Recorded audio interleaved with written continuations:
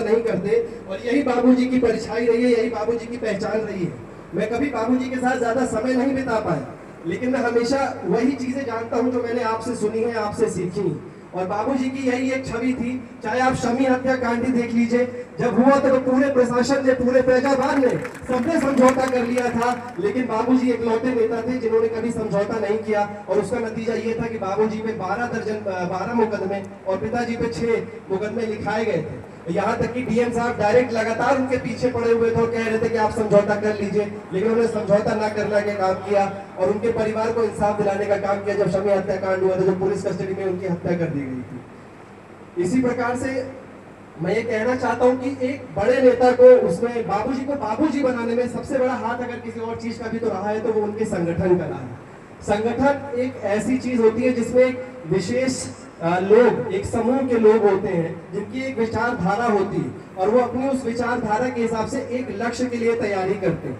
बाबूजी का जो संगठन था उसका सिर्फ एक ही लक्ष्य था कि हमें सामंतवाद से, हमें उत्पीड़न से, हमें जो हमारे लोगों को प्रताड़ित किया जाता है उससे हमें आजादी दिलानी है अपने लोगों को।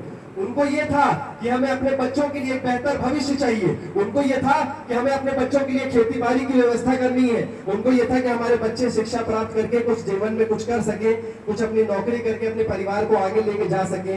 इसीलिए वो एक ही निर्णय के साथ कि हमें सामंतवाद को खत्म करना है, उनका संगठन लगातार काम करता रहा और उसका नतीजा ये निकला कि आज हम सारे जितने लोग भी यहाँ मौजूद हैं खुली हवा में सांस ले रहे हैं, आजाद हवा में सांस ले रहे हैं। लेकिन आज ये संगठन कमजोर क्यों हो रहा है?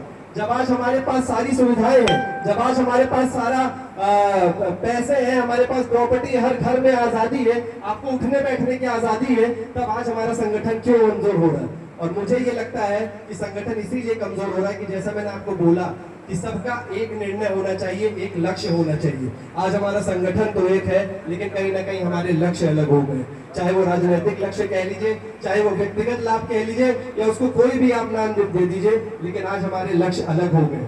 हमारे युवा साथी यहाँ बैठे हैं, मैं कहना चाहता हूँ, मैंने पिछले भाषण में भी कहा था कि आज हमारी ये छवि हो गई है कि नेताओं में यह बात है कि अगर युवाओं को जहां जूता कपड़ा और पैसे दे दो, युवा उस ओर मुड़ जाते हैं। मुझे लगता है इससे ज्यादा शर्मनाक टिप्पणी हम युवाओं पे नहीं हो सकती। मैं आपसे ये निवेदन करता हूँ कि इस छवि को अगर बदलना है तो यह हमारे हाथ में ही होता है। जो आपको भड़काने का काम करते हैं, चाहे जाति के नाम पे, चाहे धर्म के नाम पे, उनके बच्चों को आप देख लीजिए, वो विदेशों के विद्यालय में पढ़ते हैं। जो आपको धर्म के नाम पे, और आप अपने बच्चों को देख लीजिए, आप फैजाबाद में ही देख लीजिए कैसे प्राइमरी स्कूल कितने जर्जर है। अभी आपने देखा था एक स्कूल की छत गिर गई थी जहाँ 80 बच्चों की मौत हो गई।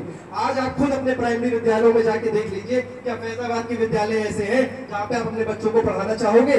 जो लोग आपको धर्म के नाम पे बरगलाते हैं, जो आपको हिंदू मुसलमान करके लड़ाते हैं, वो खुद अपनी बहन बेटियों की शादी मुसलमान घराने में कराते हैं। ये कैसा, आपको ये समझना होगा। ये सारी की सारी हरकतें आपके आंखों के सामने हो रही हैं और आपको ये समझना होगा। एक सिलेंडर के दाम पे अगर आप अपने बच्चे का भविष्य तय करते हो, तो जब आप सिलेंडर लेके वोट डालते हो ना, तब आपका बच्चा इतना सा होता है। और जब आप 5 साल की सरकार खत्म होती है, सिलेंडर तो आपका 5 महीने में चलो खत्म हो जाता है, लेकिन जब 5 साल की सरकार खत्म होती है तो वो बच्चा यहाँ से यहाँ पहुंच चुका होता है। और जब वो आपसे सवाल करता है कि 5 किलो राशन या 5 किलो सिर्फ एक सिलेंडर के लिए आपने मेरा भविष्य क्यों बेच दिया, तो सवाल का बोझ बहुत भारी होगा। आप में से कोई सवाल का जवाब नहीं दे पाएगा। ये आपको समझने की जरूरत है। आपको ये समझना है कि ये क्षणिक लाभ के लिए आपको अपने धर्म ईमान को मजबूत रखना होगा। ये 15 दिन के लिए चुनाव आता है, ये सारे गाय को बंद कर देते हैं, ये छोटा जानवर जो है बंद कर देते हैं, और हमारी जनता कहने लग जाती है कि भैया बंद तो कर दिए, पकड़वा तो दिए। ये राशन में 2-3